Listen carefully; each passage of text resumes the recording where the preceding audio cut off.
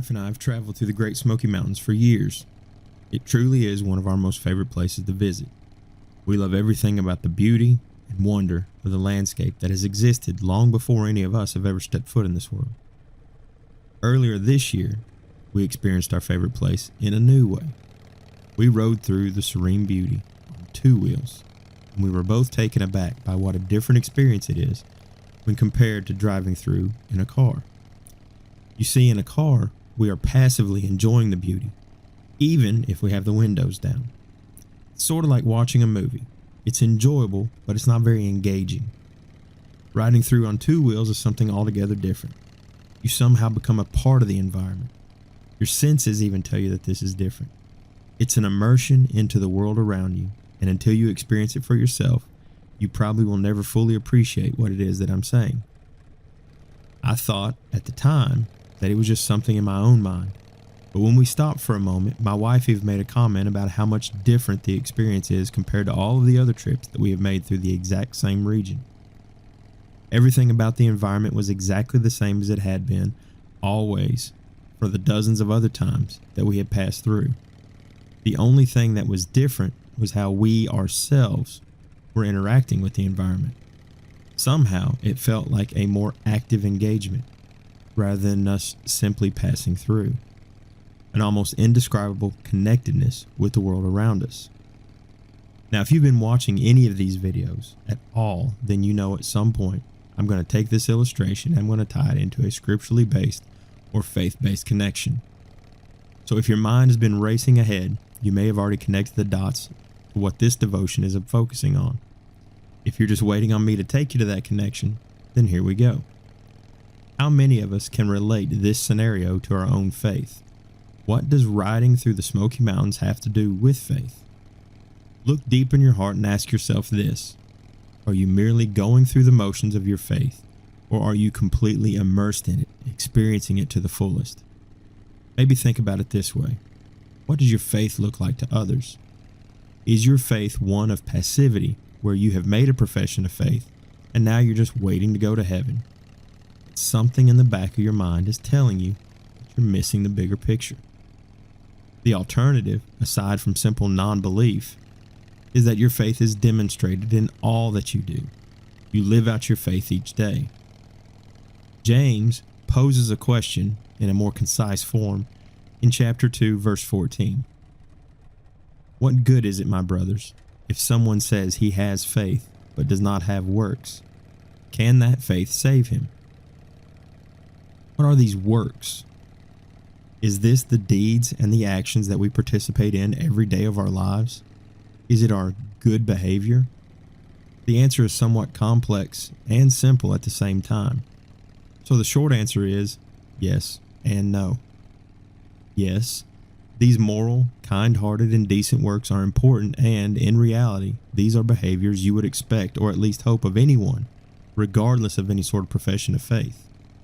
Unfortunately, being a good and moral person does not earn your salvation. This is where the no comes in to answer our previous question. No, your works alone will do nothing to grant you entrance into the kingdom of heaven.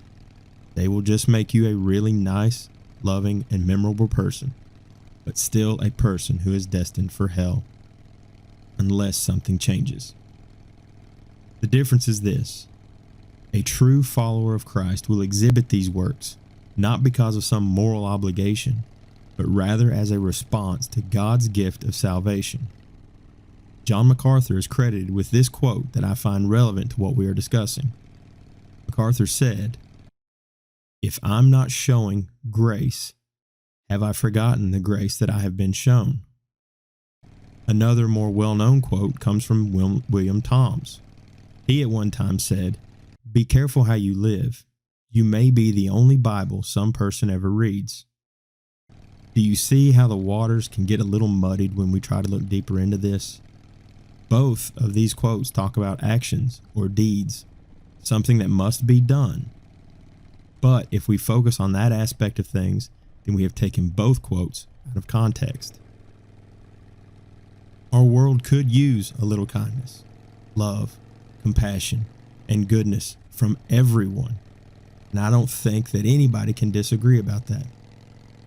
But if you have experienced the magnificence of true salvation, then you should already be conducting yourself in this manner, because of the gospel that lives in your heart, and out of a true, sincere obedience to and love for Jesus Christ.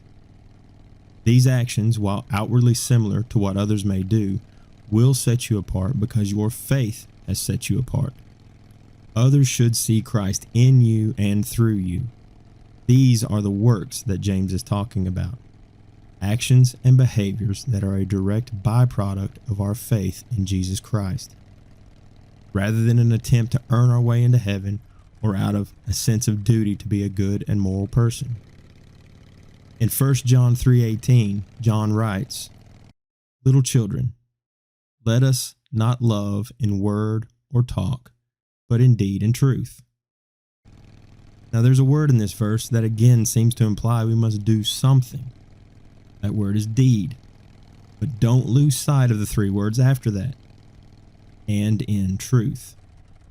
That truth is only found in the gospel of Jesus Christ. And it is that truth that is the foundation of faith. Therefore, we need both deeds and faith. They go hand in hand. You can have good works and no faith, but in the end, you won't get to experience eternity in heaven. But once you have true faith, your works are magnified to the glory of God's kingdom. The point is actually rather simple. Our actions do matter.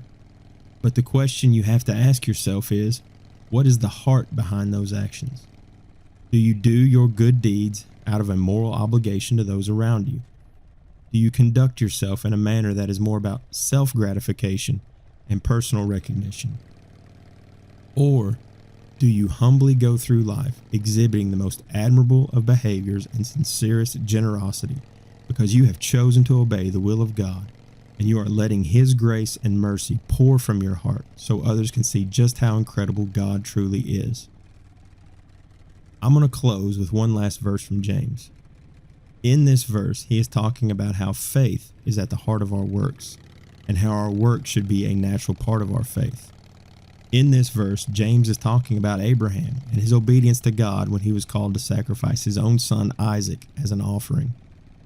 James says this, "You see that faith was active along with his works, and faith was completed by his works." Faith is the key. Without faith, we are all lost.